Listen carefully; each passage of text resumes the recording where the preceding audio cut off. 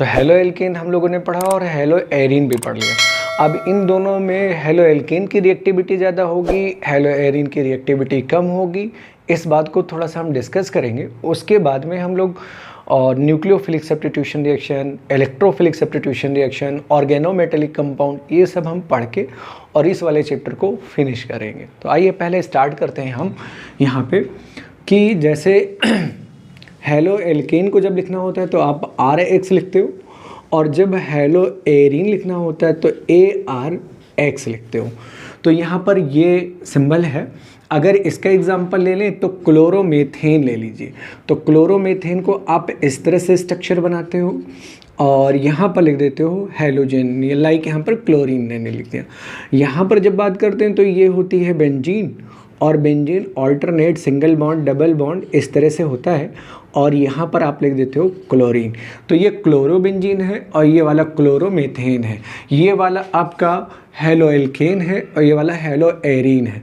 जब यहाँ पर आप हाइब्रिडाइजेशन देखोगे तो sp3 हाइब्रिडाइजेशन होगा, और जब यहाँ पर देखोगे तो यहाँ पर sp2 हाइब्रिडाइजेशन होगा।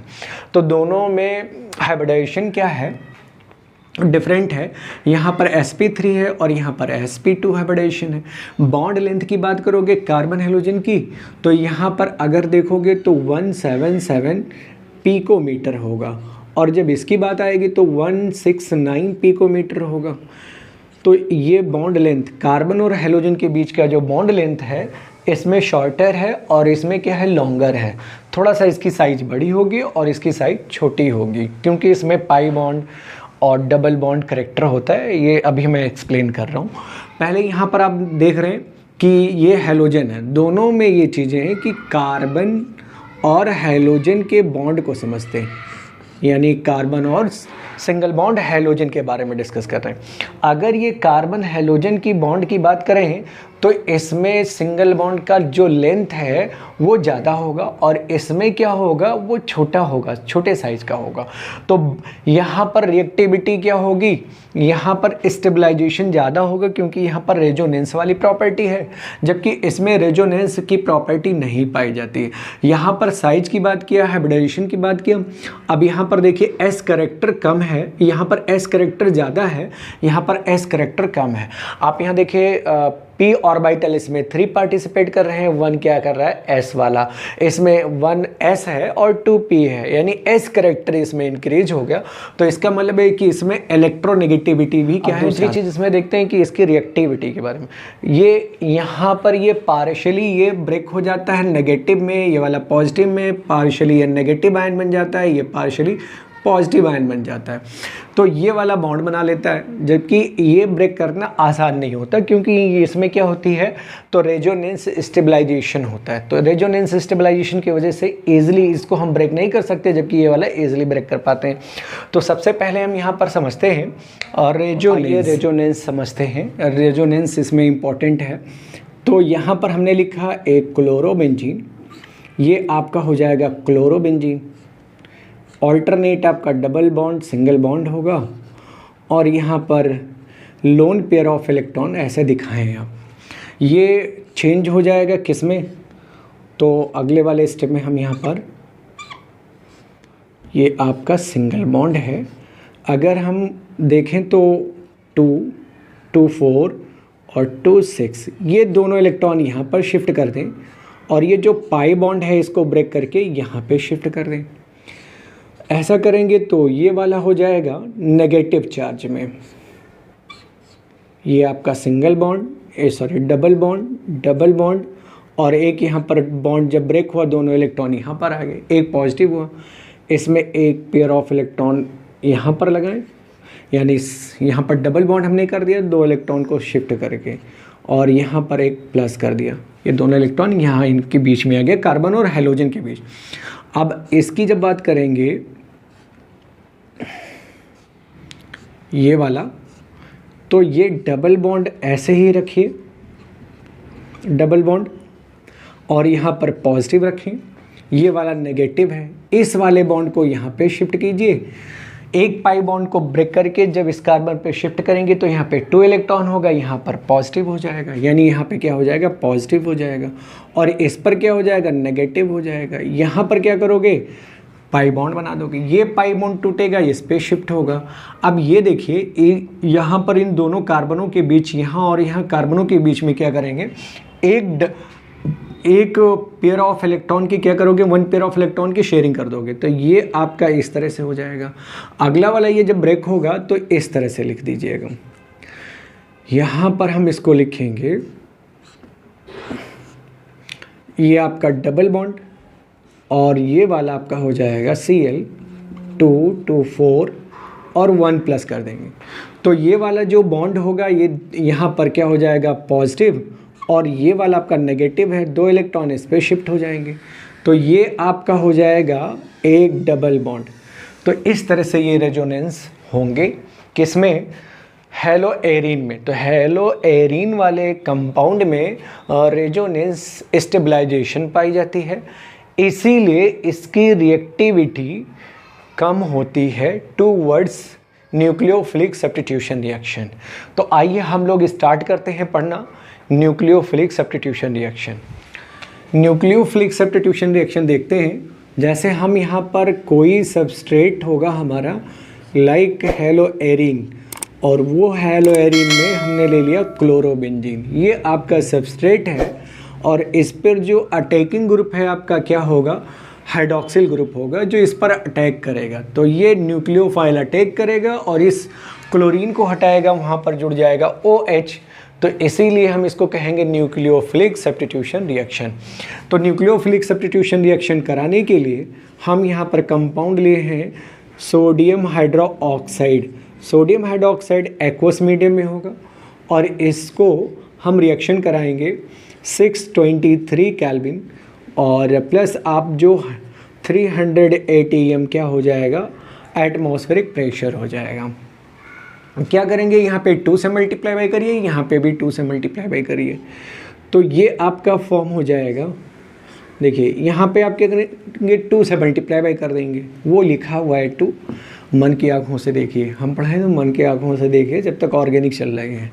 यहाँ पर आप देखें 2 से मल्टीप्लाई बाई, तो ये आपका हो जाएगा 2 सोडियम, 2 ऑक्सीजन, 2 हाइड्रोजन, ONA लिखेंगे। तो आपने यहाँ पर 1 सोडियम 1 क्लोरीन से आपका बन जाएगा NaCl, और 2 हाइड्रोजन 1 ऑक्सीजन से वाटर मॉलिक्यूल बन जाएगा।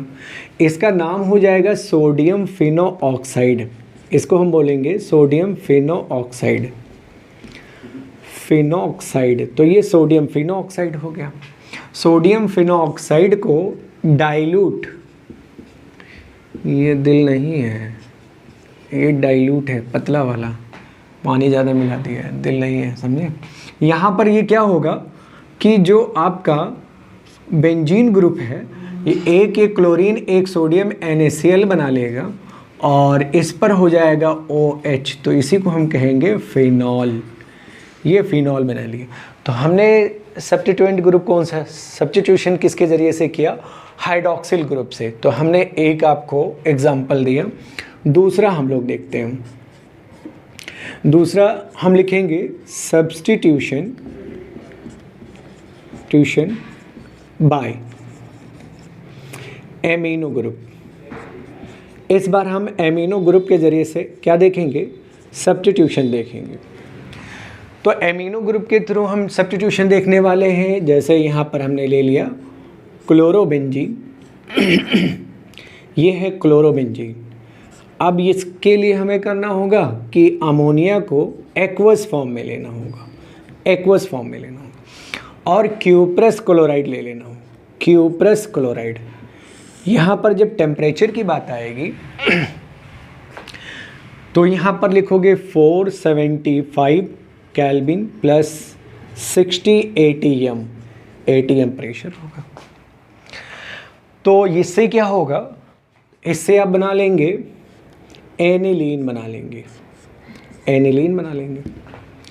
तो यहाँ पर आप कहिए कि NH2 ग्रुप, यहाँ पर कीजिए 2 से मल्टीप्लाई बाई, यहाँ भी 2 से मल्टीप्लाई बाई कीजिए, तो आपका NH2 ग्रुप 2 हो जाएगा, 2 यहाँ पे जुड़ेगा, 2 यहाँ पे 2 लिख देंगे, और आपका ये 2 हाइड्रोजन 1 ऑक्सीजन हो जाएगा वाटर मॉलिक्यूल, 2 कॉपर 2 क्लोरीन आपका हो जाएगा क्या, Cu2Cl2। मन की आंखों से देखा होगा कि हाँ मैंने 2 से यहाँ भी 2 से मल्टीप्लाई बाई किया, इसीलिए आपका क्लोरीन 2 मिला, और 2 कॉपर है तो आपका ये बन गया।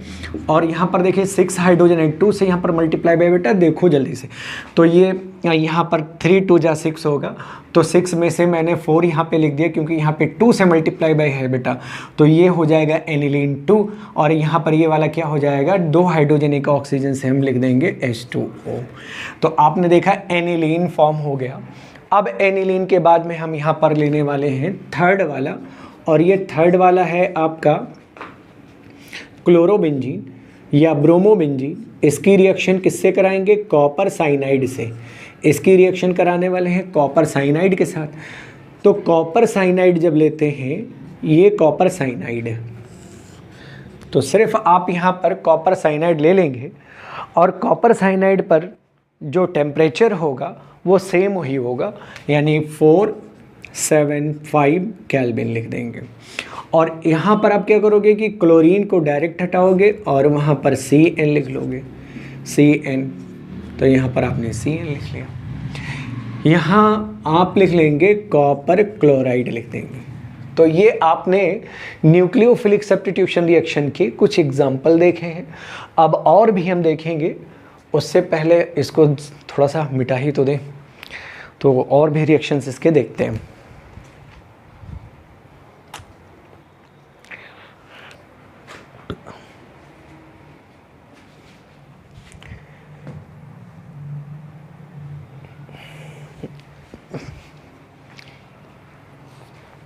आपने देखा कि हमने क्लोरीन और कॉपर साइनाइड लिया, तो इससे रिएक्शन करा दिया तो बन गया कॉपर साइनाइड बन गया।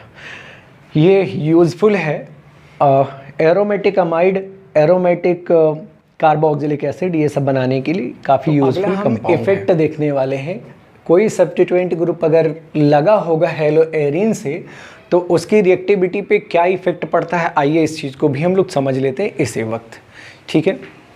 तो यहाँ पर आप देख रहे हो कि मैंने हेडिंग ही लिखा है सब्स्टिट्यूएंट ग्रुप। तो सब्स्टिट्यूएंट ग्रुप क्या होंगे, इलेक्ट्रॉन विथड्रॉइंग ग्रुप होंगे। इलेक्ट्रॉन विथड्रॉइंग ग्रुप कौन से हैं, तो आप लिख सकते हो लाइक ये NO2 एंड CN, और इसके अलावा हम लिख सकते हैं COOH।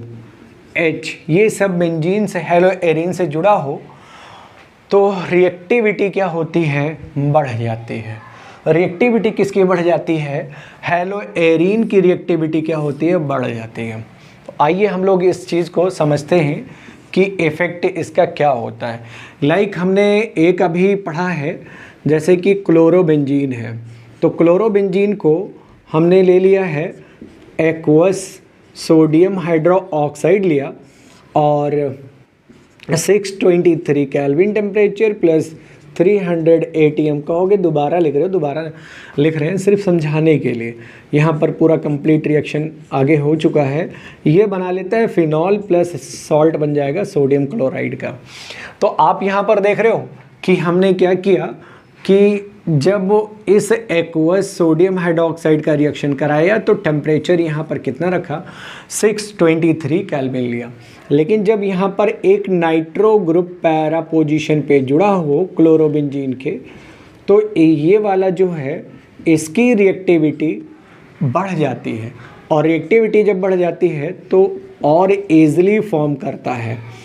क्या ईज़िली फॉर्म करेगा, तो यहाँ पर आप 423 केल्विन ले लेंगे टेम्परेचर, और यहाँ पर क्या करोगे कि ये वाला ईज़िली फॉर्म कर पाओगे आप। ये वाला फिनॉल है और यहाँ पर नाइट्रो, तो ये पैरा नाइट्रोफिनॉल जो है ईज़िली फॉर्म होगा। आप ये बाई प्रोडक्ट लिख लीजिए। यहाँ पर देखें अगले वाले स्टेप में एक ऑर्थो पे जोड़ा, सॉरी पैरा पे जोड़ा। अब यहाँ पर हम क्या करते हैं, एक ऑर्थो पर भी ऐड कर देते हैं NO2 ग्रुप।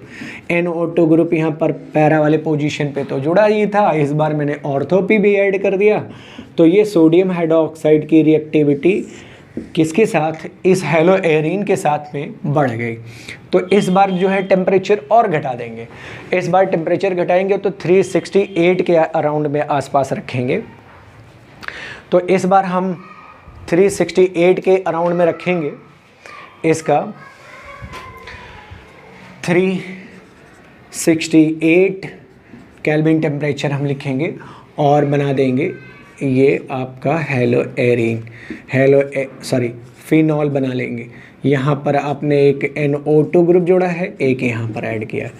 इसका नाम आप लिखेंगे ऐसे 1 2 3 4, तो 2,4 डाइनाइट्रोफिनॉल बोल देंगे। इसका नाम क्या हो जाएगा, लिखेंगे 2,4 डाइनाइट्रोक्लोरीन है, क्लोरोबेंजीन है, सॉरी। यहाँ पर आप बाई प्रोडक्ट ऐसे लिखेंगे NaCl।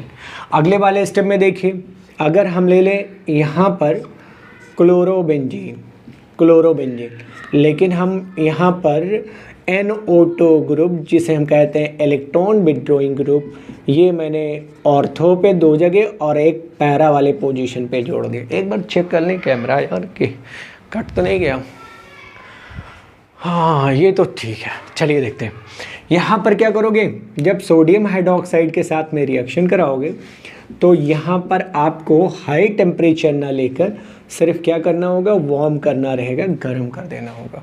और जैसे ही गर्म करोगे बड़ा ही ईजिली ये कंपाउंड फॉर्म हो जाएगा फिनॉल वाला, ठीक है। तो आपने देखा नाइट्रो ग्रुप यानी सब्स्टिट्यूएंट ग्रुप आपने बढ़ा दिया, जैसे जैसे बढ़ाया जैसे जैसे कम ही टेम्परेचर पे रिएक्शन होने लगेगा। देखो आपका यहाँ पर कोई सब्स्टिट्यूएंट ग्रुप नहीं था तो आपने टेम्परेचर 623 लिया, जब आपने एक ऐड किया तो देखो बहुत ज़्यादा टेम्परेचर आपका घट गया इसके अपेक्षा, यानी 423 केल्विन हो गया। एक और ऐड किया तो और घट गया टेम्परेचर। जब एक और ऐड कर दिया NO2 तो यहाँ पर देखिए सिर्फ हल्का सा वार्म किया और ये वाला बन गया। तो कहने का मतलब ये है कि अगर सब्स्टिट्यूएंट ग्रुप ऐड होगा हेलो एरीन पे तो उसकी रिएक्टिविटी क्या हो जाएगी, ज़्यादा हो जाएगी, रिएक्टिविटी बढ़ जाएगी। और रिएक्टिविटी बढ़ जाएगी तो ईज़िली ये नए प्रोडक्ट में चेंज हो जाएंगे। यहाँ पर इसका नाम कॉमन वाला बड़ा फेमस है, ये है पिक्रिक एसिड है। और पिक्रिक एसिड जो होता है एक्सप्लोजिव मटेरियल होता है। यहाँ पर आप इसको लिख सकते हो 1 2 3 4 5 6, तो हम लिख सकते हैं 2,4,6 ट्राई नाइट्रो और उसके बाद में लिख लेंगे क्या, फिनॉल। तो ये ट्राई नाइट्रो फिनॉल हमने बना लिया। आपने देखा है अभी न्यूक्लियोफिलिक सब्स्टिट्यूशन रिएक्शन, और अब आगे वाले में आपका होगा electrophilic substitution reaction. Thank you.